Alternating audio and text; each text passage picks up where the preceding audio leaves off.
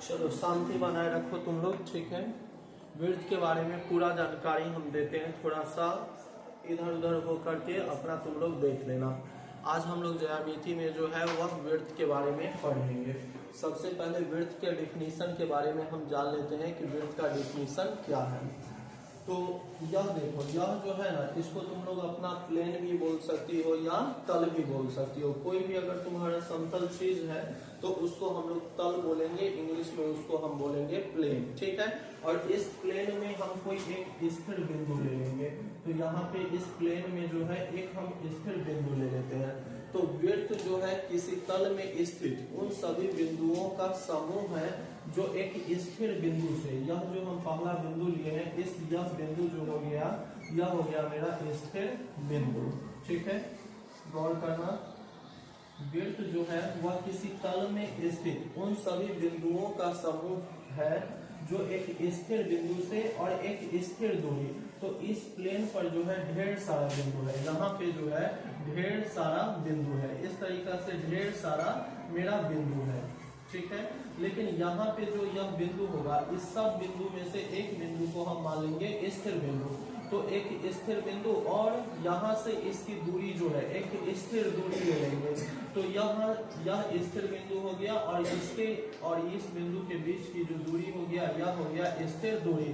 तो स्थिर बिंदु और स्थिर दूरी जितने भी होंगे, यह दूरी जो एक समान होगा और एक समान होकर के यह जो बिंदुओं का जो समूह तैयार हो रहा है, यह बिंदुओं का जो मेरा समूह तैयार हो रहा है, यही समूह जो है सो एक वृत्त का निर्माण करेगा, ठीक है। यह जो हुआ, यह समूह जो सभी बिंदुओं का एक समूह जो हुआ, यह एक वृत्त का निर्माण करेगा। इसी समूह को जो है जब हम फर्स्ट ईयर में आएंगे तो इस समूह को हम लोग बोलेंगे समुच्चय। इस समूह को हम लोग बोलेंगे समुच्चय, इंग्लिश में बोलेंगे हम सेट। तो इसके बारे में फिर वहां पे जाओगे कि सेट क्या होता है। तो सबसे पहले हम वृत्त की परिभाषा लिख देते हैं, उसके बाद आगे, ठीक है। तो वृत्त इंग्लिश में इसको हम लोग बोलते हैं सर्किल, ठीक है, सर्किल।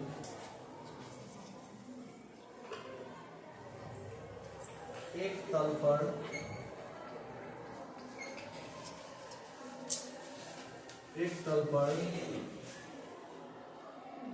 पर उन सभी बिंदुओं का, एक तल पर मिटाने वाला,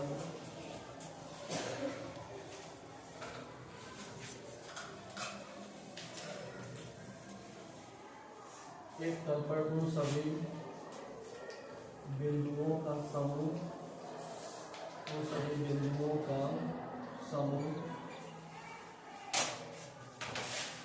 जो एक स्थिर बिंदु से तथा एक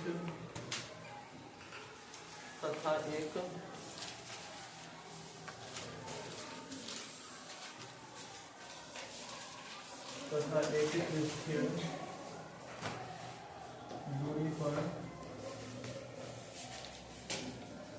स्थिर हो। अभी लिखो नहीं, अभी सिर्फ समझो, हम अपने लिखने के लिए चाहेंगे तब लिख लेना। एक तल पर उन सभी बिंदुओं का समूह जो एक स्थिर बिंदु से तथा एक स्थिर दूरी पर स्थिर हो, वृत्त कहलाता है, वृत्त कहलाता है, वृत्त कहलाता है। गौर करो यहाँ पे, अब कहने का मतलब क्या है, यह मेरा एक तल है। एक बार और इसका डेफिनेशन गौर से समझ लो। यह मेरा जो है एक मेरा तल है, एक प्लेन है, और इस पर जो है हम एक बिंदु ले लेते हैं। यह जो बिंदु है यही हो गया मेरा क्या, स्थिर बिंदु। तो इस पे एक बिंदु नहीं, इस पे तो अनेकों बिंदु होंगे। इस प्लेन पे क्या होगा, अनेकों बिंदु होंगे। तो अब कह रहा है यहाँ पे एक स्थिर बिंदु से एक स्थिर दूरी, मान लो कि यहाँ से यह हम दूरी लिए, तो इस दूरी पर भी तो अनेकों बिंदुएं होंगे। तो यही जो अनेकों बिंदु है, यही सब बिंदुओं का जो समूह है, यही सब बिंदु का समूह, मतलब एक स्थिर दूरी पर जितने भी बिंदु है, एक स्थिर दूरी पर जितने भी बिंदु है, इन सभी बिंदुओं के मिलाने से जो है हमें किस चीज का निर्माण होगा, एक वृत्त का निर्माण होगा। ठीक है, तो अब देखो, अब यह वृत्त जो है यह हो गया मेरा वृत्त का निर्माण। तो अब यह स्थिर बिंदु और यह वृत्त के बीच की जो दूरी है, स्थिर बिंदु और यह वृत्त के बीच की जो दूरी है, यह हो गया गोल पार्ट को हम लोग बोलेंगे वृत्त, गोल पार्ट को हम लोग कहेंगे वृत्त। तो स्थिर बिंदु और यह वृत्त के बीच की जो दूरी होगा, मान लो यह वृत्त के बीच का एक बिंदु यहाँ लेते हैं, स्थिर बिंदु यहाँ है, तो इन दोनों के बीच की जो दूरी हुआ इसी को हम लोग बोलते हैं त्रिज्या। ठीक है, उसके बाद त्रिज्या के बाद जो है हमें जीवा के बारे में जानना होता है। तो जीवा हम किसे कहते हैं, तो यह गोल का जो पार्ट है, यही गोल का पार्ट जो हुआ यह मेरा वृत्त हो गया। गोल जो पार्ट होता है वह मेरा वृत्त होता है। बहुत बच्चे बोल देते हैं कि यह जो गोल का पार्ट है इसको हम लोग परिधि बोलते हैं, तो इसे हम परिधि नहीं कहते हैं। गोल का पार्ट को केवल हम कहेंगे वृत्त। तो यह जो गोल का पार्ट है यही मेरा हो गया वृत्त। तो गोल का पार्ट पे मतलब कि वृत्त पर अगर दो बिंदु हम लेते हैं, एक बिंदु P और एक बिंदु Q, तो वृत्त पर स्थित दो बिंदुओं को मिलाने वाले रेखाखंड को, डेफिनेशन तुम लोग स्वयं लिख लेना, वृत्त पर स्थित किन्हीं दो बिंदुओं को मिलाने वाले रेखाखंड को हम लोग जीवा कहते हैं। तो यहाँ पे PQ जो है वह मेरा क्या हो गया, जीवा हो गया, या PQ जो है वह मेरा हो गया जीवा।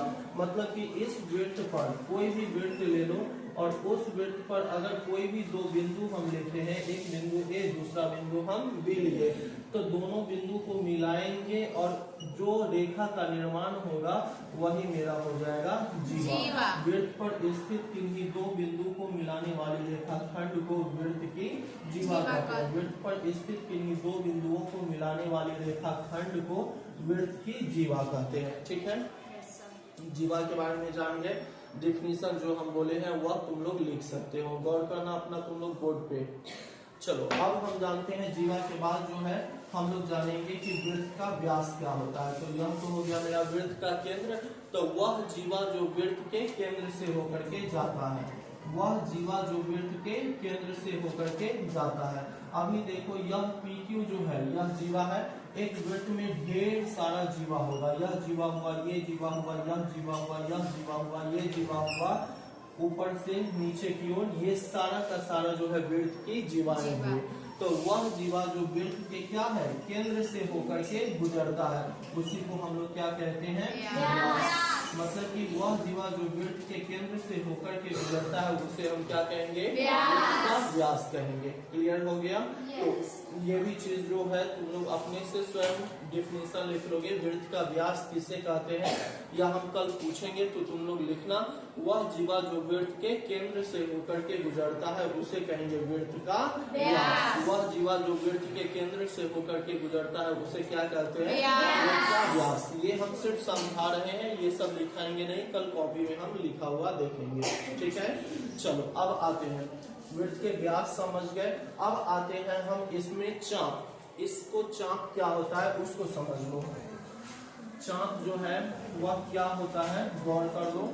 तो यह मेरा गोल पार्ट जो है, ठीक है ना, यह गोल पार्ट को हम वृत्त बोलते हैं। गोल पार्ट को क्या कहते हैं, वृत्त कहते हैं। ध्यान दो लड़की, यहाँ ध्यान दो बोर्ड पे।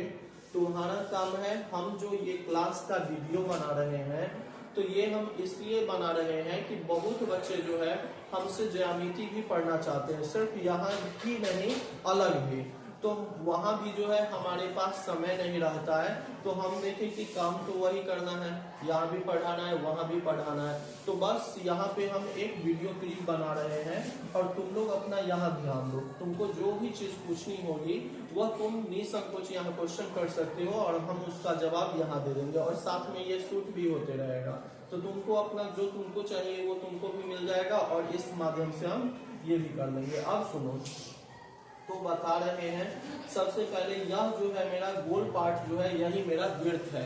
एक चीज बोले थे परिधि, तो यह परिधि किसे कहते हैं, परिधि किसे कहते हैं, तो वृत्त की लंबाई को या वृत्त की लंबाई को ही उसकी क्या कहते हैं, परिधि कहते हैं। या गोल का जो पार्ट है ना, इसकी टोटल लंबाई को हम लोग बोलते हैं परिधि। मतलब लिख सकते हो वृत्त की लंबाई को, वृत्त की लंबाई को हम लोग क्या कहते हैं, परिधि कहते हैं। वृत्त की लंबाई को क्या कहते हैं, परिधि। तुमसे क्वेश्चन कहेगा, अब कल तक तो बहुत बच्चे यह समझने लगते हो कि ये जो गोल पार्ट जो है इसी को हम लोग परिधि कहते हैं, उसको नहीं कहते हैं। गोल पार्ट की लंबाई को हम लोग क्या कहते हैं, परिधि कहते हैं। अब आते हैं हम सर्कमफ्रेंस, इसका नाम होता है इंग्लिश में। उसके बाद अब आते हैं हम आर्क के बारे में। आर्क मतलब हो गया चाप। आर्क मतलब हो गया क्या चीज, चाप। चाप क्या होता है, तो अगर हम वृत्त पर, यह मेरा वृत्त है और इस पर हम कोई दो बिंदु लेते हैं P और Q, इसको यहाँ से काट दो तो ये मेरा बन गया P और ये हो गया Q। एक और पार्ट हो गया, यह हो गया P और ये हो गया Q। इसी का पार्ट ये है। तो यह जो गोल पार्ट, ऐसे गोल पार्ट जो कटा, जो वृत्त का ही एक भाग है, यह वृत्त का ही क्या है, एक भाग है।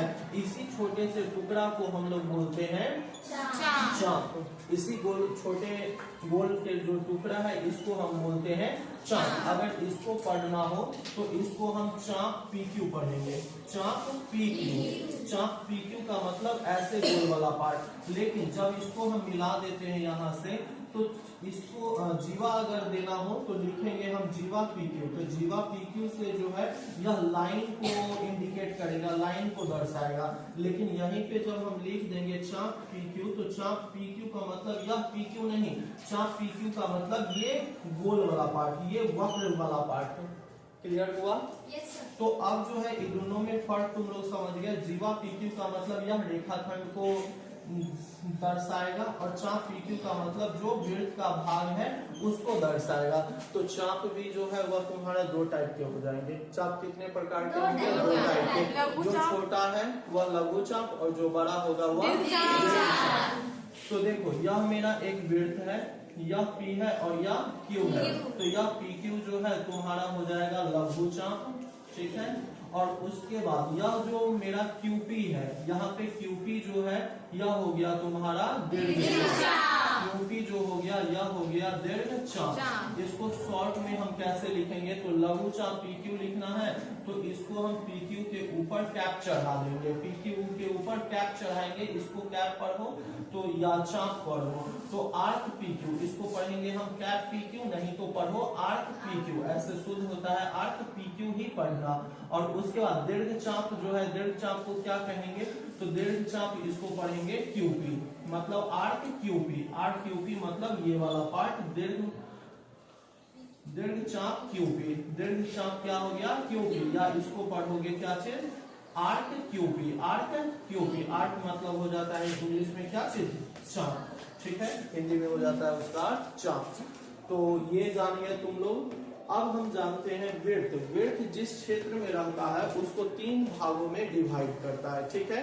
वृत्त जिस क्षेत्र में रहता है, ये सब ऑब्जेक्टिव में भी काम लेंगे, ठीक है। वृत्त जिस भाग में रहता है उसको तीन क्षेत्रों में डिवाइड करता है। जैसे देखो, यह वृत्त जिस तल में रहता है उसको तीन भागों में बांटता है।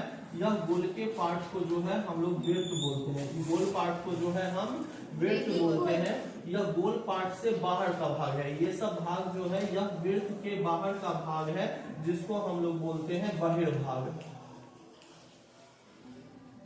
जिसको हम लोग बहिर्भाग बोलते हैं। और यह गोल पार्ट के अंदर वाला भाग ये सब है, इसको बोलते हैं अभ्यंतर। अभ्यंतर आधा हो गया। तो वृत्त जो है जिस तल में रहता है उसको तीन बराबर भागों में बांटता है, ठीक है। वृत्त जो है जिस तल में, जिस प्लेन में रहेगा उसको कितने भागों में बांटता है, तीन भागों में बांटता है।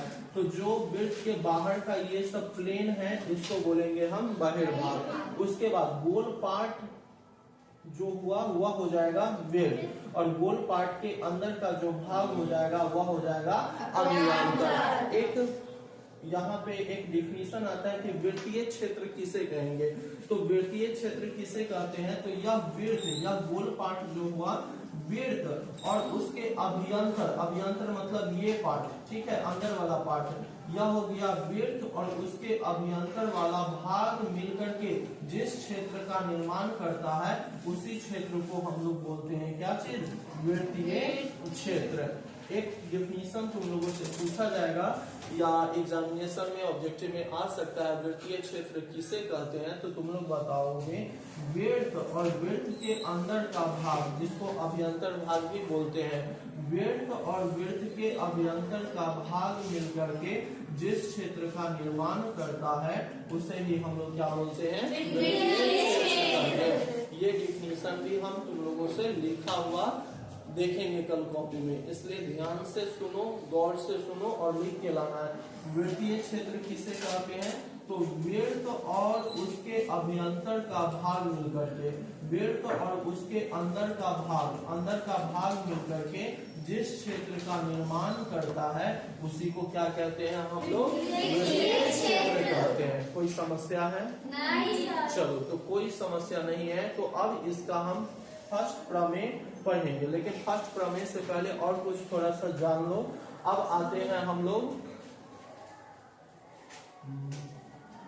त्रिज्य खंड के बारे में। त्रिज्य खंड किसे कहते हैं, ठीक है, त्रिज्य खंड किसे कहते हैं, तो देख लो, यह मेरा जो है सो वृत्त है। डिफिनीशन गौर से सुनना, डिफिनीशन तुमको हम 4-5 क्वेश्चन देंगे, वह तुमको लिख करके लाना होगा, इसलिए गौर से सुनोगे। यह त्रिज्य खंड किसे कहते हैं, तो यह देखो, यह मेरा वृत्त का केंद्र है, ठीक है, और यह जो है मेरा त्रिज्या है, यहाँ OP जो है वह त्रिज्या है और यह OQ जो है वह त्रिज्या है। तो यह त्रिज्या और चाप के बीच के क्षेत्र को त्रिज्यखंड कहते हैं। दिमाग में ही बैठ जाएगा, गौर करोगे, त्रिज्यखंड किसे कहते हैं, ठीक है ना।